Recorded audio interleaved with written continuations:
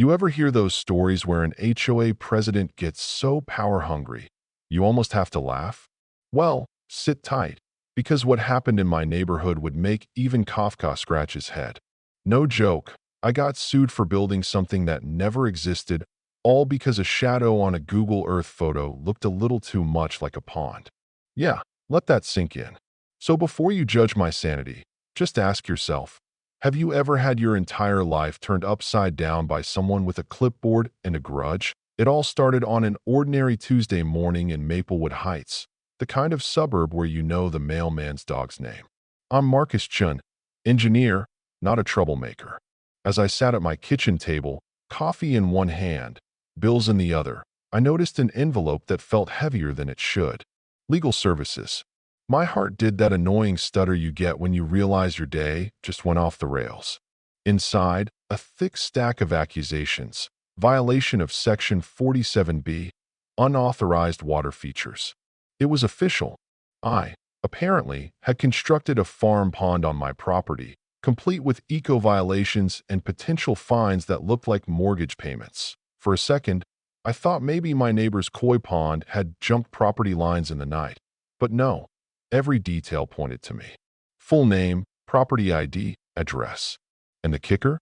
The evidence. A high-res satellite image annotated with red arrows and serious-looking legal stamps. The supposed pond was a blurry blue-green patch in my backyard. I didn't know whether to laugh or call Ghostbusters. What was it really? The summer shadow of my grandfather's 200-year-old oak tree. Karen, the infamous HOA president, stood in the middle of this circus, laser pointer in hand, ready to wage environmental war. If you've never met a woman who can turn a neighborhood watch into a power trip, you're luckier than most. She ran the HOA with the kind of energy you usually see from people who want to be president but settle for running the bake sale like it's Congress. Her evidence? That one shadow, captured in July when the oak's canopy was thick. She hadn't bothered to step outside and look at my yard in January. Bare branches, no shadow, no pond, just patchy grass and my failing attempts at gardening. The meeting that night was something out of reality TV. Neighbors packed the room, half of them there for the drama, a few genuinely worried, and some, like Mrs. Patterson, just there for the show.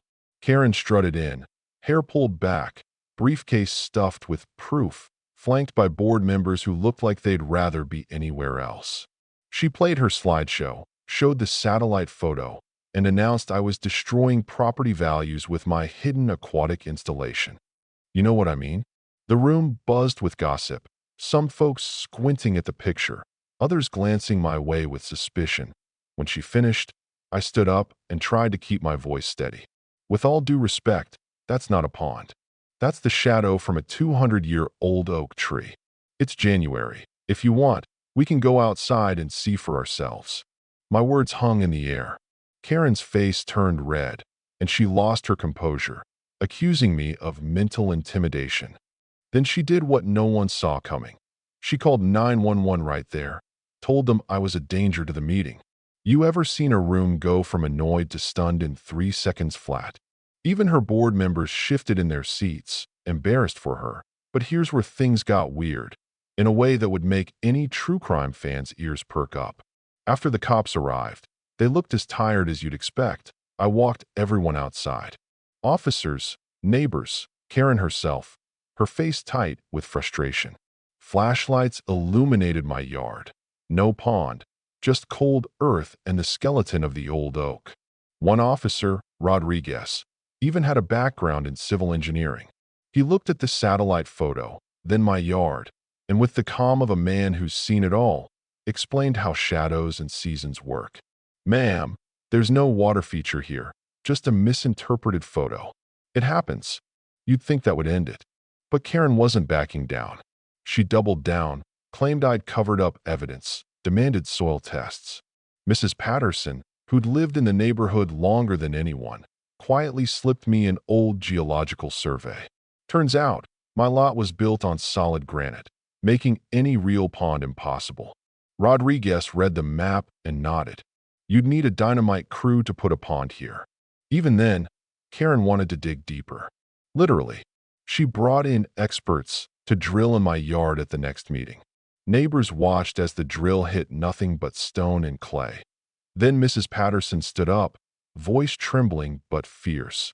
Karen tried to scare me into selling my house, too. Said she'd bury me in legal fees if I didn't. That was the twist no one saw coming. Turns out, Karen had a pattern.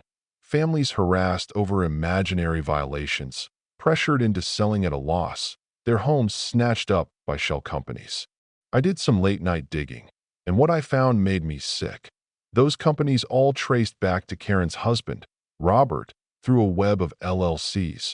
With Dave Murphy, a board member who'd grown a conscience, I got access to internal HOA emails.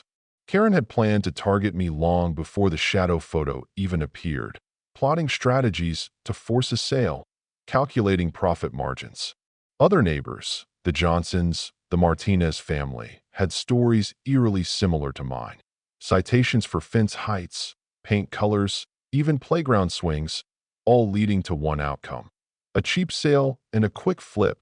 By the time Karen called the media to paint me as an eco-terrorist, I'd had enough. I took my story to social media, live-streamed my yard, showed the geological surveys, the police report, the emails, every last piece of evidence. My video went viral. Officer Rodriguez even commented, backing my version up. Neighbors from around the country chimed in with their own HOA horror stories. Suddenly, the narrative shifted.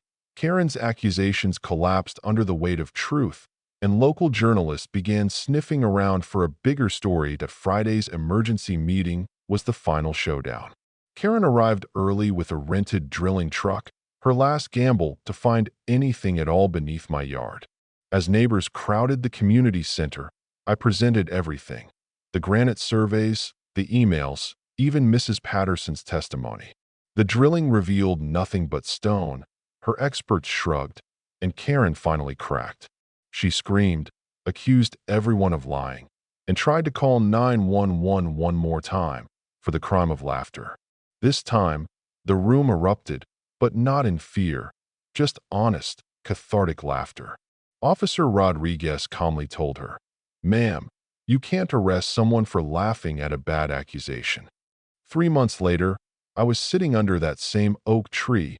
The neighborhood transformed. Karen and Robert faced charges: fraud, abuse of office, property manipulation.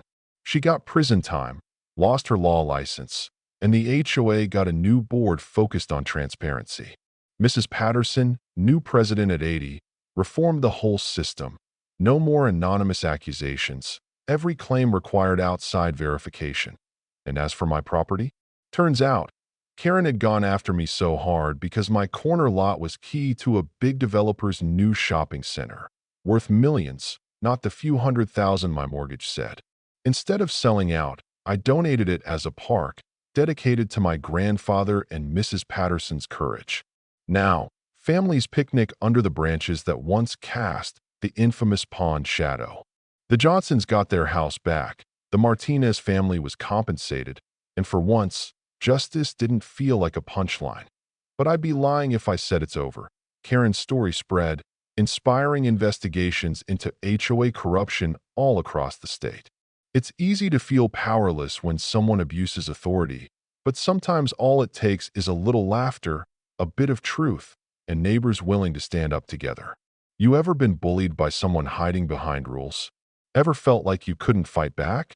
I hope my story shows you can.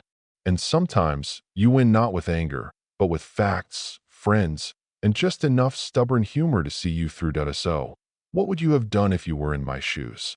Was I right to fight, or should I have just walked away? Is there such a thing as a good HOA? Or is power always corrupting? Drop your thoughts in the comments. Because if there's one thing Karen taught us, it's that silence lets bullies win, but laughter can change everything.